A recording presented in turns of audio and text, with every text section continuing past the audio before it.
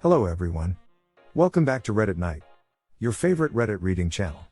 Today we are back on our /askreddit. Don't forget to like and subscribe. What is far deadlier than most people realize? Serious. Horses. They weigh 1,200 pounds, they're extremely jittery, and they can crush you or kick you to death on accident. And that's just horses in general. Stallions will try to hurt you just to assert dominance. And these are animals that have been known to bite each other's throats out when they fight. Don't mess with horses unless you know what you're doing. Always be careful, even if you do. Machines. If you get casual around them, they will eat you. Stress. Anything to do with the thyroid. It's a bit more well known nowadays, but when I first was diagnosed with Hashimoto's thyroiditis, they told me it was hypothyroidism at first. I didn't even know what the thyroid was. For people who might not know, the thyroid is a butterfly-shaped gland in your throat. Without getting into it too much, it releases hormones that regulate many things. You wouldn't expect this tiny little organ to be so important, but holy crap it is. I found out I had thyroid issues when I was 15 after I was constantly tired, had irregular periods, I've gone 2 months without a period before, my weight was out of whack, my mental health was constantly declining, and I had issues with breathing among other symptoms. Apparently if I hadn't started taking thyroid medication when I did, I would have gone into a coma within 2 weeks. It didn't help that I had a dad who constantly made fun of my weight and appearance even after finding out I had thyroid issues and learning how hard it was for me to lose weight. Turns out, his 2 sisters had hypothyroidism and his brother had hyperthyroidism. It took quite a few years to finally find hormonal balance, and I'm 20 now, but I'm doing a lot better than I was before, physically and mentally. Edit, thank you all so much for telling me your stories and experiences, it's made me smile seeing that you guys are recovering/recovered. I'm not good with words and there's probably a lot I'm not expressing, but the test they do to check your thyroid/lymph nodes is painless and easy. There's a lot that can happen due to these glands, so have your doctor check if they don't do it automatically. You can never ask too many questions when it comes to your health. Smile. I wish everyone here the best. Table corners, particularly low tables, you fall farther before striking the table, giving a greater impact force. For similar reasons, hard surface floors that are prone to be damp, for example tiled floor in a shower. This applies especially if the shower has a nice little built-up threshold between it and the rest of the bathroom. Experience this one firsthand stepping into a shower in a hotel room. Toxic relationships. Far too many suicides happen because of bad relationships and no other way out. There are all these new satisfying videos out of these women cleaning extremely dirty homes. These women are mixing 2 or 3 kinds of toilet bowl cleaner, Ajax Power and Pine Sol cleaner in the toilet bowls. Another I seen poured 2 cans of Ajax, a bottle of that pink stuff and the pink and blue toilet bowl cleaner into a sink and then proceeded to mix it with her bare hands. These dummies are out there taking requests from their viewers on what to mix together like it is some kind of adult slime. Fights.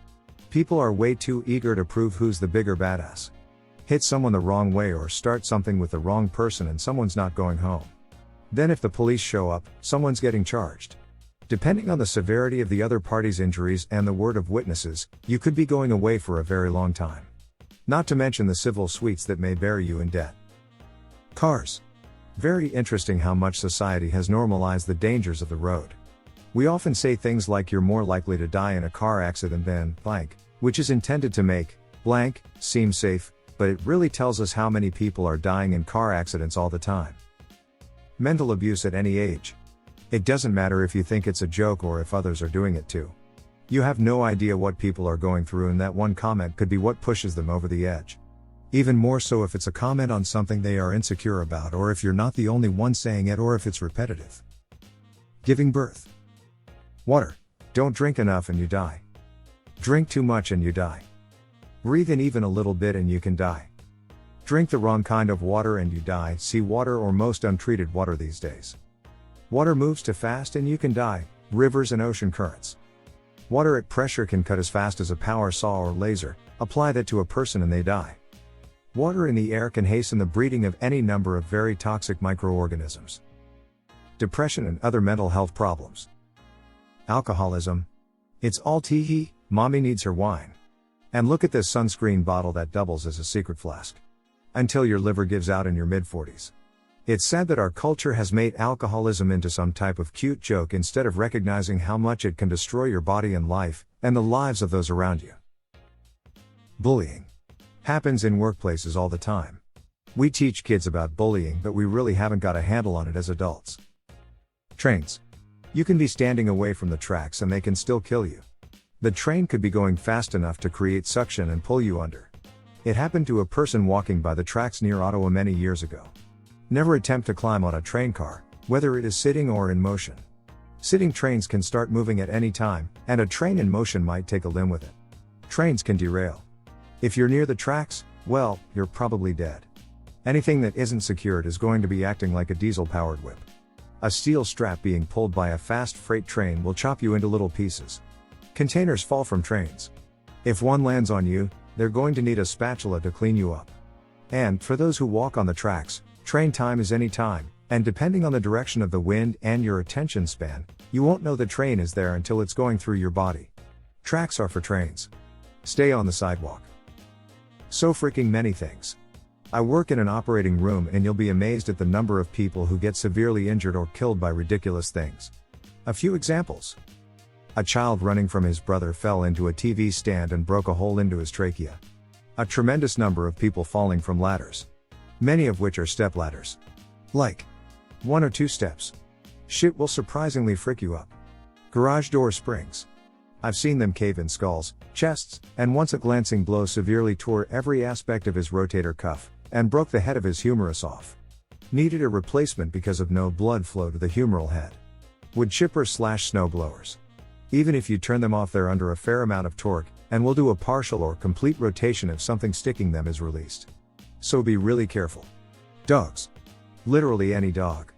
Despite what your gun-toting uncle might say, .22 caliber bullets. I've seen them puncture skulls and break ribs. While we're at it, pellet guns can puncture skulls too.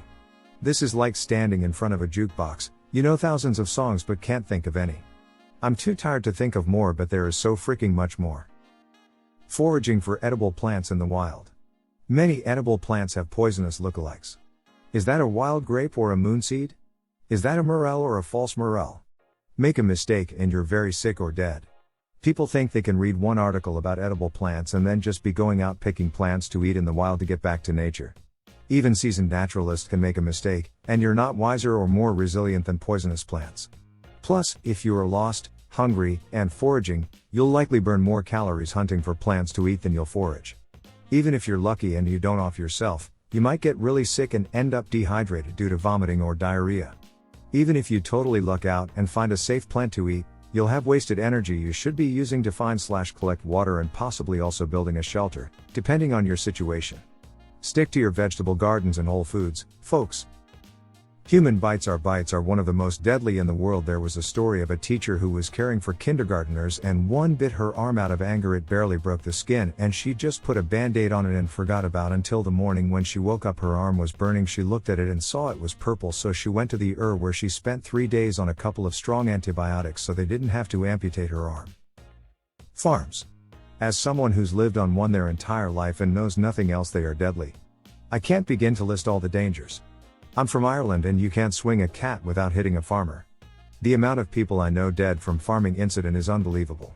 I could name you at least 5 people who have been run over by tractors and farm machinery in the last 3 or 4 years, and they are only people I know. I was working for a man yesterday in the next town and he said he almost got run over by a tractor last week.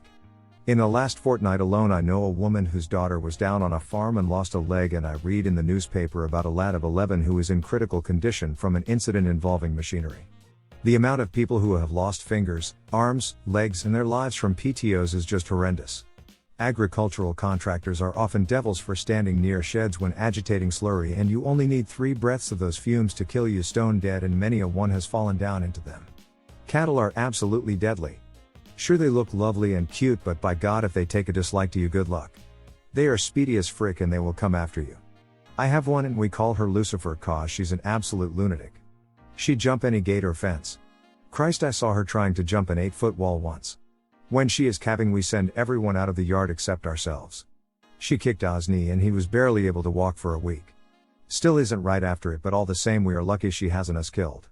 And bulls can be a ton, so good luck there too. Even sheep can break your hip or leg. You wouldn't believe the force behind their pucks. And if you fell down and they got a solid hit to your head, you're dead as a doornail. Freshwater. You know how? If someone half drowns in a movie or something, They get pulled out of the water and then they're given CPR or whatever and they cough up a bunch of water and turn out to be okay. Yeah, so, that's only a thing in salt water. Someone who inhales fresh water like that will probably just die, but very few people realize this difference. It has to do with osmosis. When you inhale water, the cells in your lungs try to equalize the salt levels in the water inside and outside your cells. The water in your cells is typically pretty full of electrolytes, so it's relatively salty. If you inhale salt water, there's a pretty decent chance that the water in your cells will be around the same saltiness as the water you just inhaled, so the amount of water that gets moved into or out of your cells is fairly limited, meaning there isn't really any instant damage. But if the water you inhale is fresh, then suddenly there's extremely low salt content water outside the cell and fairly high salt content water inside the cell, so water rushes into the cell to dilute the high salt content water in an attempt to make it the same amount of salty as the water outside the cell. This is bad, because it means the cell will burst. Your lungs are damaged severely from pretty much the moment you inhale fresh water, and it doesn't really matter if you get the water back out again because your lungs are fricked up and you won't be able to breathe anyway. And this isn't an attempt to scare people off of swimming in lakes or anything. But you should realize that there are dangers involved in activities on fresh water that just aren't present when you're on salt water. And that almost every single film and TV show in existence will depict a drowning as if it were in salt water, regardless of what type of water they're actually in. Poor diet/lifestyle decisions. Working in a hospital, I learned that most people aren't there because they had an unlucky day. Most people are there as a result of decades of poor decision making. Seriously. Eat less. Eat less sugar. If your blood pressure is on the higher end, eat less salt.